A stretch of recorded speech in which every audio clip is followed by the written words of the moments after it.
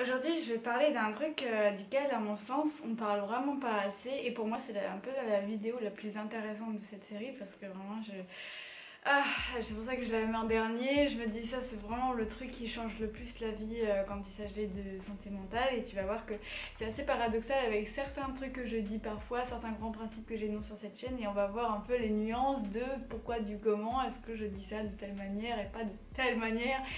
On va voir tout ça dans cette vidéo. Donc sûrement que t'es déjà levé le matin en te disant mais oh non, j'ai pas envie de me lever, de toute façon aujourd'hui ça va être chiant, faudra faire telle tâche ennuyeuse, de toute façon ma vie elle est pas incroyable, j'ai pas envie de me lever, tout simplement tu n'as pas envie de te lever le matin. Ou tu as l'impression que ta vie de manière générale est un peu fade et que tu aimerais bien avoir une vie avec un peu plus de croustillant, qu'il se passe des choses, tu te lèves le matin, tout simplement tu as envie de vivre ta journée. Voilà, et de vivre des choses qui soient cool.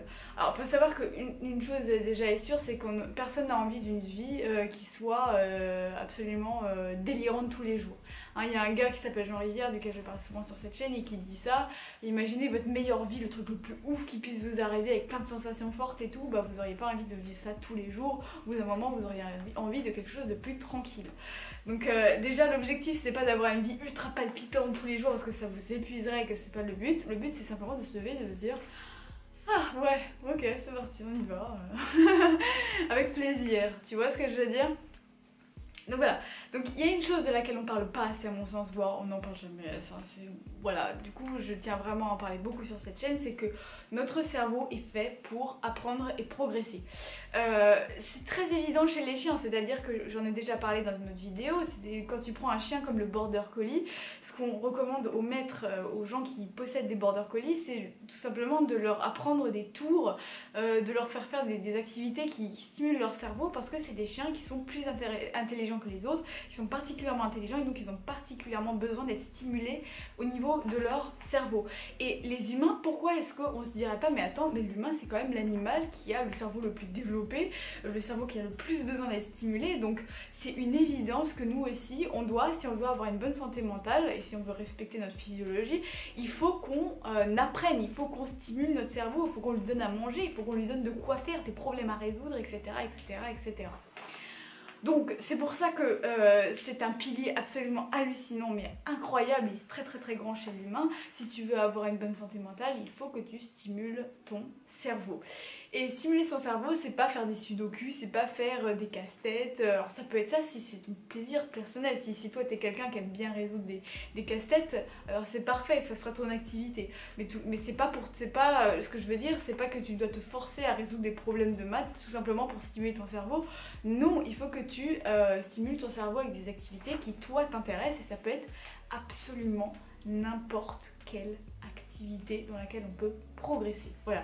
Alors cette vidéo va aussi beaucoup rejoindre un grand principe chez Spinoza, c'est-à-dire qu'à partir du moment où tu progresses vers ce pourquoi tu es fait, vers ce qui t'attire tout simplement, tout ce qui t'intéresse, tout simplement tu vas te sentir dans la joie et dans une émotion positive. Tandis que si au contraire tu régresses dans une activité qui te tient à cœur, et imaginons la danse classique, t'aimes beaucoup la danse classique et tu régresses, tu vas être dans la tristesse et dans la déception et dans toutes les émotions négatives. Donc voilà, notre cerveau il est vraiment fait comme ça. À partir du moment où tu progresses dans une activité qui te fait kiffer, ton cerveau va se sentir immédiatement stimulé dans le bon sens. Et donc tu vas te sentir évidemment beaucoup mieux. Il y a une autre chose que les gens ne savent pas, la plupart du temps, c'est que, bon déjà la passion ça rend heureux, alors ça procure énormément de plaisir dans la vie d'une personne. Moi je ne compte plus les gens qui me racontent que grâce à telle activité qui les fait kiffer, ça leur a sauvé la vie parce que voilà, ça leur a permis de sortir d'une dépression ou d'un moment difficile, etc.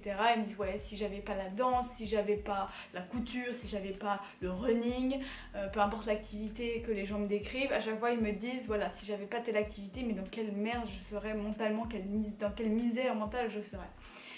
Et ça c'est lié au fait que les activités passion, ça a un énorme impact positif sur le plaisir et la santé mentale en général. À partir du moment où tu pratiques une activité et que tu es particulièrement bon, que tu te sens à l'aise, en plus tu sens que tout le monde ne serait pas capable de faire aussi bien que toi dans cette activité, c'est-à-dire que tu as vraiment pratiqué, tu as fait beaucoup de progrès et tu fais partie d'une minorité de gens qui maîtrisent cette activité, tu vois. bah forcément tu vas te sentir extrêmement bien au niveau de ta confiance en toi, ça va vraiment être absolument incroyable. Alors dans cette série vidéo, je tiens aussi à le préciser, il y a plein d'aspects que je n'aborde pas et qui sont pourtant importants pour la santé mentale, à savoir la confiance en soi, justement j'en parlais là, la confiance en soi, il n'y a que ça qui me vient en tête. Oh mon dieu, mais je sais qu'il y a d'autres éléments qui sont assez... Ouais, les ruminations mentales, tous ces trucs-là, tu vois, plein d'autres aspects de la santé mentale desquels je ne parle pas. Mais c'est parce qu'en fait, je pense que les 4 aspects qu'on aura vus dans cette série, pour moi, ils englobent tout ça. C'est-à-dire que la confiance en soi, ça repose sur le fait que voilà, on travaille sur ses intérêts... ses intérêts, j'allais dire intérêts spécifiques, mais ça fait très autiste de dire ça, mais sur ses intérêts, sur ses... Comment on dit ça? Sur ses hobbies, tout simplement. Travailler sur ses hobbies, ça donne confiance en soi, faire du sport, ça donne confiance en soi, etc. Et en fait, quand tu appliques tout simplement les conseils qu'on voit dans ces vidéos, normalement, ça agit aussi sur ta confiance en toi et sur les ruminations mentales, etc. etc. Donc si je ferai des vidéos spécifiques à ça en dehors de la série, évidemment, parce que c'est quand même hyper important d'en parler et tout, mais voilà, je pense que vraiment les 4 piliers qu'on a vus, ils peuvent englober tous les autres problèmes qu'on peut avoir vis-à-vis de la santé mentale. Après voilà, moi je suis du tout une pro, moi je fais ça juste à mon échelle et par rapport à mon expérience à moi, et ça peut totalement changer d'une personne à l'autre, donc évidemment prends pas au pied de la lettre tout ce que je dis si évidemment ça te correspond pas, voilà. Moi je suis juste une personne lambda là, qui fait des vidéos dans son salon avec son chien, donc tu vois un peu ce que je veux dire, tu vois. Voilà.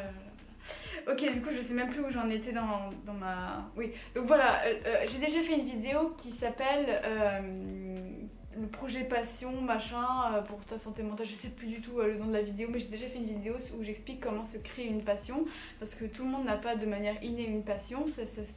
Une passion, c'est de toute façon quelque chose qui se construit, même si c'est quelque chose qu'on a dès le plus jeune âge. Donc de toute manière, voilà, une passion ça se construit, ça n'apparaît pas du jour au lendemain comme ça dans ton assiette, et donc il faut aller chercher des activités avant que ces activités ne viennent te chercher, elles ne viendront pas te chercher elles-mêmes, d'accord? Donc voilà, j'ai déjà fait une vidéo là-dessus où j'explique ça en détail, comment un projet de passion peut t'aider, je sais pas quoi, tu cherches dans ma chaîne YouTube et tu trouveras.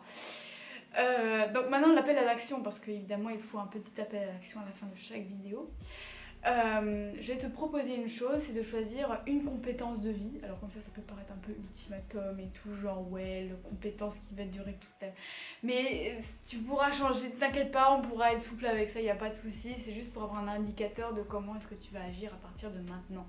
Donc tu choisis une compétence de vie, c'est-à-dire, qu'est-ce que c'est une compétence de vie? C'est la compétence que tu veux développer dans ta vie.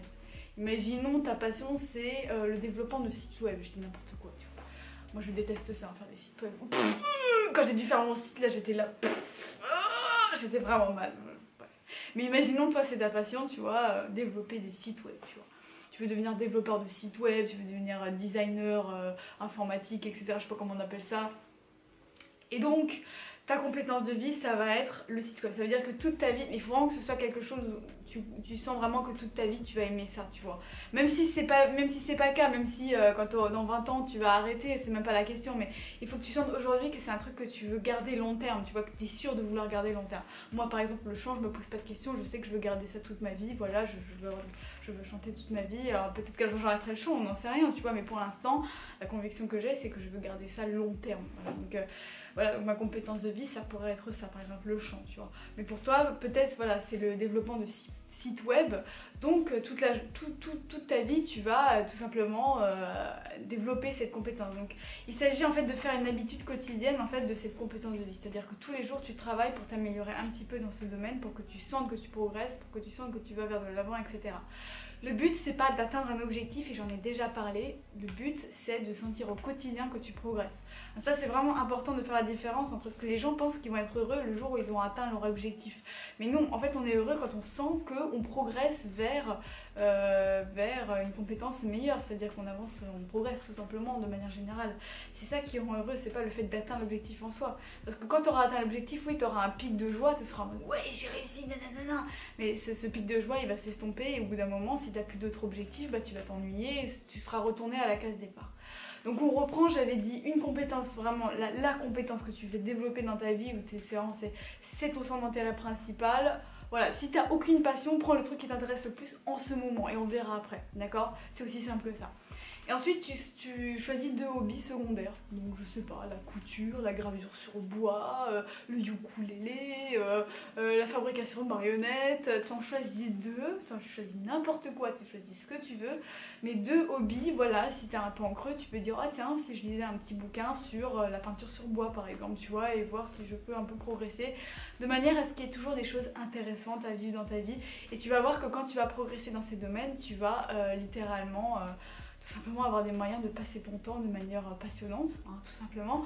Au début ça va te paraître, voilà, si tu n'as jamais fait de la peinture sur bois et que tu décides de t'y mettre, au début tu vas pas trouver ça génial, tu vas trouver ça difficile et chiant et tout, mais à partir du moment où tu vas développer ne serait-ce qu'une petite expertise dans ce domaine-là, et que tu vas voir que ça, tu progresses, bah, tu vas aimer, tu vas progressivement développer des hobbies qui sont finalement des vrais life changers pour ta vie en fait. Donc voilà, et ça termine, ça conclut notre petite mini-série. Donc je n'arrêterai pas le contenu quotidien, donc demain il y aura de nouveau une vidéo.